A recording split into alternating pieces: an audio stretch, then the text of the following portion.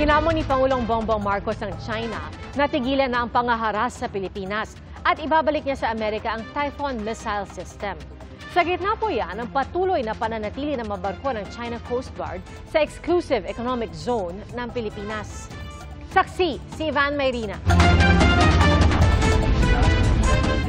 This is China Coast Guard vessel 3304. The so-called award for South China Sea arbitration is illegal and invalid. Radio challenge ito kanina ng barko ng China Coast Guard sa BRP Teresa Magbanwa ng Philippine Coast Guard. You are advised that you are currently sailing within a Philippine exclusive economic zone, approximately 102 nautical miles southwest of Capones Point, Zambales, Philippines. You do not... Ayon sa PCG, oras-oras pa rin ang radio challenge sa kanilang barko sa mga barko ng China na halos isang buwan ang umiikot at nagtatakang lumapit sa lalawigan ng Zambales. Hanggang kanina, may 4 na barko ng CCG na paikot-ikot sa Bajo de Masinloc o Scarborough Shoal kasamang kanilang monster ship. Nag-iisa nagbabantay ang BRP Teresa Magbanwa at nagtataboy sa mga barko ng China. Noong January 13, sinabi ng National Maritime Council na naghain na ng diplomatic protest ang Pilipinas kaugnay sa pananatili ng mga barko at helicopter ng China sa exclusive economic zone ng Pilipinas. Wala pang isang linggo matapos ito, 2 insidente ng pangaharas ang iniulat ang PCG. Nitong January 24, hindi natuloy ang Marine Scientific Survey at sand sampling sana ng BFAR sa Sandy Cay sa West Philippine Sea dahil sa pangaharas sa mga barko ng CCG at helicopter ng People's Liberation Army Navy ng China. Nitong January 25, ginamitan naman ng Long Range Acoustic Device o LRAD ang BRP Cabra ng PCG sa Zambales. Bagamat ayon sa China Coast Guard, walang LRAD ang kanilang barko.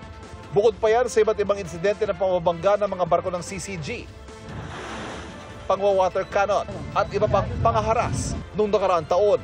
Usually we file diplomatic orders weekly. Guess how many diplomatic orders we filed last year? 52. The year before, 52. The year before that, mga 200 plus kasi minsan nagiging daily. May hamon si Pangulong Bongbong Marcos sa China. Let's make a deal with China. Stop claiming our territory. Stop harassing our fishermen and let them have a living. Stop ramming our boats. Stop water cannoning our people. Stop firing lasers at us. And stop your aggressive and coercive behavior. And I'll return the Typhoon missiles. Tigil nila yung ginagawa nila, babalik ko lahat yan. Sinabi ito ni Pangulong Marcos ang tanongin tungkol sa pagkondena ng China sa pananatili ng Typhoon missile system ng Amerika sa Pilipinas. Ilang beses ang umalma ang China sa pananatili ng missile system na kaya magpalipad ng Tomahawk missiles hanggang China at Russia mula sa Pilipinas. I don't understand the comments on the Typhoon missile system. We don't make any comments on their missile systems, and their missile systems are 1,000 times more powerful than what we have. So I don't understand. Wala pang pahayag ang China tungkol dito.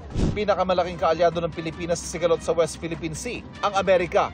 Kinumpirma ng Pangulo ang napipintong pulong nila ni US President Donald Trump, kabilang sa posibleng pag-usapan ng bagong immigration policy ng Amerika, kung saan 100,000 Pilipino ang apektado. We'll see how we can influence the policy making in terms of immigration. Balak din talakayin ng Pangulo ang finance freeze na ipinatupad ng Amerika sa lahat ng foreign aid nito, lalo pat hindi ito malinaw maging sa mga mismong ahensya ng pamahalaan ng Amerika. Wala pang itinakdang petsa ang pulong ng 2 lider. Para sa GMA Integrated News, Ivan Mayrina ang inyong saksi. Mga kapuso, maging una sa saksi. Mag-subscribe sa GMA Integrated News sa YouTube para sa iba't ibang balita.